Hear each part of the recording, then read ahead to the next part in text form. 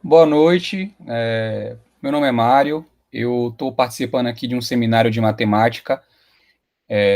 Nesse momento aqui a gente vai ver um pouquinho sobre argumentação lógica, né? Estamos aqui diante da docência do professor Alexandre Lopo. Então, no que está dividida, né, a minha apresentação, temos aqui o escopo. Uma parte a gente vai observar um pouco sobre argumentação lógica, né, definição, estrutura e finalidade. Depois vamos ver um pouquinho de método dedutivo, quando usar, modus ponens, modus tollens, e também a tabela verdade, onde a gente vai ver aqui uma definição, alguns tipos de conectivos e alguns exemplos. Então, o que seria, né? Uma argumentação lógica. O argumento é uma relação que associa um conjunto de proposições, né? Proposições indefinidas, sendo que as premissas, né, ou hipóteses, elas vão levar a uma conclusão. A conclusão seria a última premissa, né, dentro desse problema. A relação da estrutura lógica das premissas acarretam ou possuem como consequência uma proposição, nesse caso aqui do exemplo, letra Q. E em sua estrutura, né, como dito anteriormente, ela resulta em dois tipos de declarações: premissas e conclusões. O argumento pode ter N premissas, mas somente uma conclusão. E o que são premissas? É uma evidência, né? É aquilo que nos leva a tomar uma conclusão ou uma prova de verdade, dá suporte justamente a esta conclusão. E o que é uma conclusão? É o produto desse processo lógico. Mediante a análise das premissas, chegaremos à conclusão. Então, qual é a finalidade de tudo isso? Né? O objetivo principal é buscar a verdade. Né? Os argumentos, quando eles são bem direcionados, eles nos levam à conclusão, nos ajudam a pensar melhor, nos ajudam a ter uma forma lógica de pensar, uma forma racional. Né? Ainda mais para a gente que está, nesse momento, estudando também matérias como circuitos digitais, né? Ou até mesmo na lógica de programação. Quando a gente consegue pensar de uma maneira encadeada, de uma maneira organizada, a gente consegue ter uma melhor resolução do problema. Então, vamos lá, vamos pensar aqui quando utilizar, né? Então, poderá ser utilizado quando as premissas oferecerem informações suficientes para comprovar a veracidade da conclusão, ou seja, quando a conclusão é inteiramente derivada das premissas. Vamos verificar aqui um dos modos que a gente pode utilizar, que é o modus ponens. Né? O modus ponens é uma forma válida de argumento. A primeira premissa de um argumento modus ponens é uma condicional.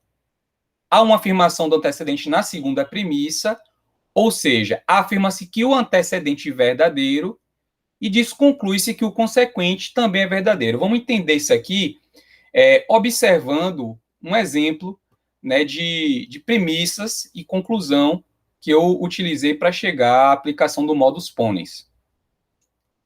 Vamos lá. Ó. Como exemplo aqui, eu tenho uma premissa P1 que diz: se alguém desligar este interruptor, a lâmpada se apaga. Na segunda premissa, eu desliguei este interruptor. E como conclusão, eu tenho: a lâmpada se apagou. Por que eu sei que eu posso utilizar o modus ponens nesse momento? Vamos voltar aqui à regra do modus ponens. O modus ponens diz que a primeira premissa, né, a primeira premissa de um argumento do modus ponens é uma condicional. Vamos observar se temos uma condicional. Se alguém desligar este interruptor, a lâmpada se apaga. Então, temos uma condicional aqui. Poderíamos determinar que temos uma premissa aqui P, né, e aqui temos uma premissa Q. Então, temos aqui uma condicional. O que é que ele diz mais? Há uma afirmação do antecedente. Quem é o antecedente? É justamente a primeira parte desse conjunto. Então, se alguém desligar este interruptor, observe que no P2, repetir justamente a primeira parte, ou seja, a antecedente aqui. Ó, eu desliguei este interruptor. E para concluir, temos aqui, ó, conclui-se que consequente também é verdadeiro. Então, se eu tiver uma condicional onde a minha segunda premissa ela afirma antecedente da anterior, da premissa anterior, positivamente eu terei como é que eu vou dizer? Vou ter a condição necessária para se aplicar o modus ponens. Poderei, dessa forma, chegar a uma conclusão de que esta premissa, essa conclusão, ela é verdadeira, justamente por todas as premissas caberem dentro desse modo de avaliação, o modus ponens. E aí temos aqui uma das formas, né, como é que eu vou dizer? Uma das formas que a gente tem de representar, né, de representar o modus ponens. Aqui eu digo que P, né, se P, então Q, dentro dos parênteses, e P, e como consequência vou ter o quê? A conclusão. Vamos agora observar quando utilizar o modus ponens. Né? É uma outra forma válida de argumento, só que no argumento modus ponens, há uma negação da consequente na segunda premissa, ou seja, afirma-se que o consequente é falso.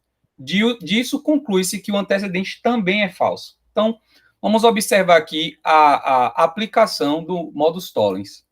Observe. Temos a primeira premissa aqui. Se alguém desligar este interruptor, a lâmpada se apaga. O que é que o modus tollens diz que tem que acontecer?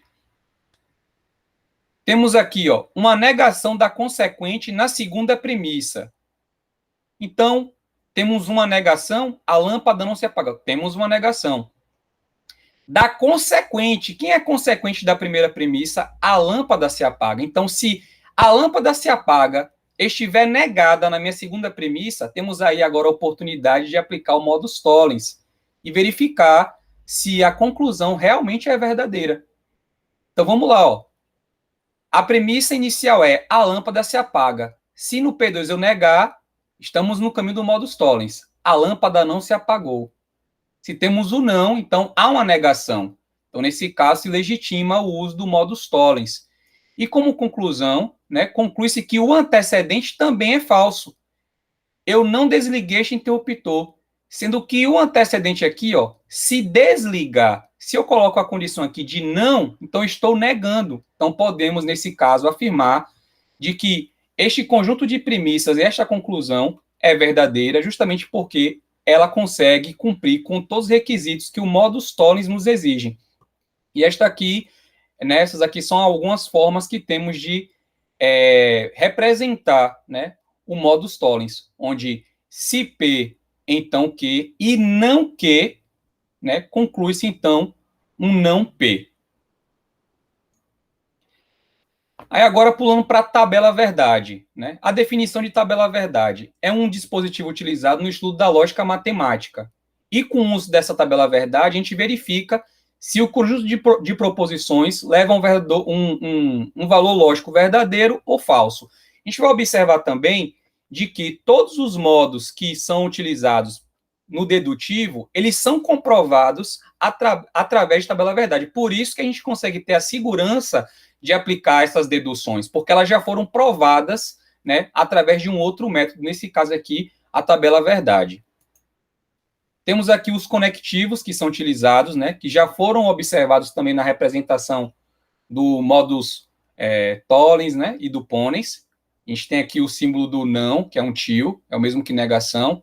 Temos aqui a observação sobre ele, né, terá o valor falso quando a proposição for verdadeira e vice-versa. Então, o valor que for citado, ele vai ser invertido. Lembrando que a gente está tratando de um modo booleano, então ele só possui dois valores, verdadeiro ou falso. Né? Temos aqui o conectivo do i, que seria equivalente ao circunflexo, é uma conjunção. Então ele estabelece uma regra que só teremos uma condição verdadeira se todas as premissas envolvidas elas forem verdadeiras. Temos o conectivo do ou de junção, que seria um Vzinho. Né? Então, aqui a gente precisa ter pelo menos uma das premissas como verdadeira para se chegar à conclusão de que tudo é verdade. Temos também aqui o conectivo da condicional, se então, é assim que se faz a leitura. Então, ela só será falsa quando a antecedente for verdadeira e a consequente falsa, né? A gente já tem observado ao longo do curso, às vezes é citado do modo Vera Fischer, fica mais fácil de gravar, realmente isso facilita bastante. Temos também a bicondicional, essa setinha para os dois lados. Ela também será verdadeira quando ambas as proposições forem verdadeiras ou ambas falsas, ou seja, ela tem que conciliar, ambas têm que ter o mesmo valor lógico.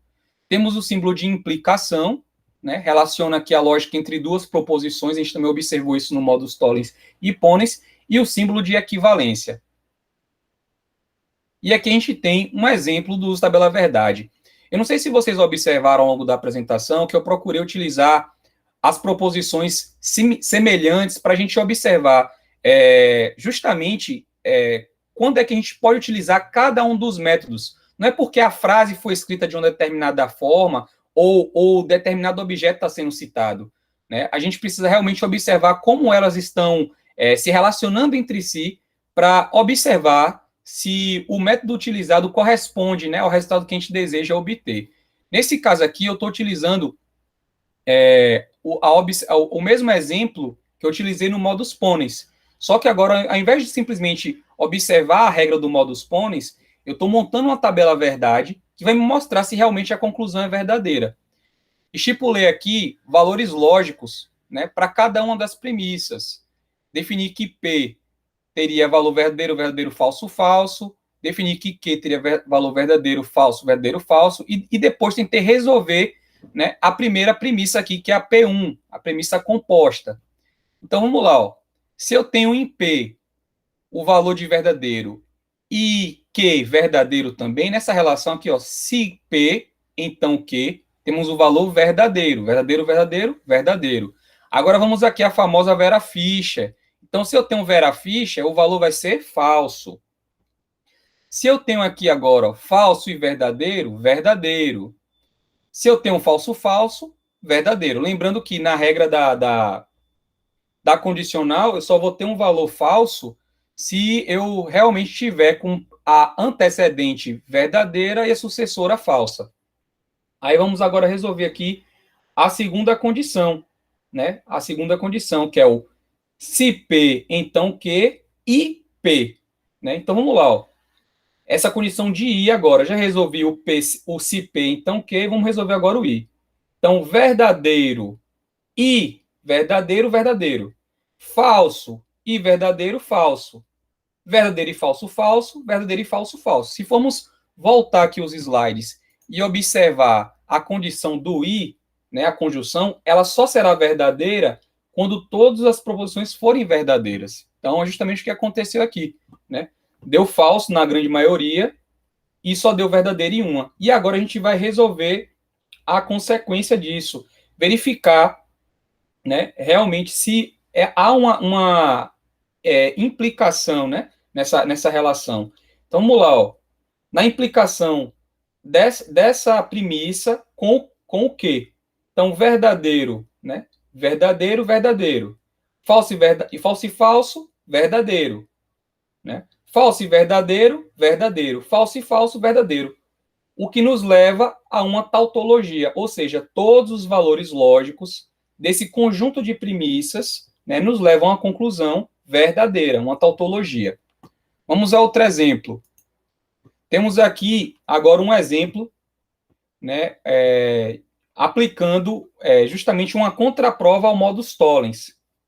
Então, observe aqui que eu montei também uma tabela verdade. Nesse aqui eu vou pular, não vou explicar tudo o que eu passei anteriormente, que eu acredito que já tenha ficado claro, mas chegamos à conclusão de que o método aplicado, utilizando a tabela verdade, é verdadeiro também, pois nos resultou uma tautologia. Eu trouxe aqui como exemplo algo que eu não tinha observado anteriormente, que é uma falácia, um exemplo de falácia. Né? Então, aqui na falácia, o que acontece? Aplicadas-se as regras à tabela verdade, a gente acaba tendo um valor lógico que tem uma variação. Não se domina, não há uma prevalecência total, inteiriça da verdade. Eu tenho um valor falso na conclusão, o que nos leva a uma contingência, né? Uma contingência. E isso seria um exemplo de falácia, ou seja, eu não posso afirmar de que minha conclusão ela é verdadeira, porque em algum momento ela se torna falsa. E no final aqui eu tenho as referências que foram utilizadas, né, para chegar a essa apresentação. Citar aqui alguns autores e algumas páginas da internet que nos ajudam, né, a fixar melhor esse conteúdo.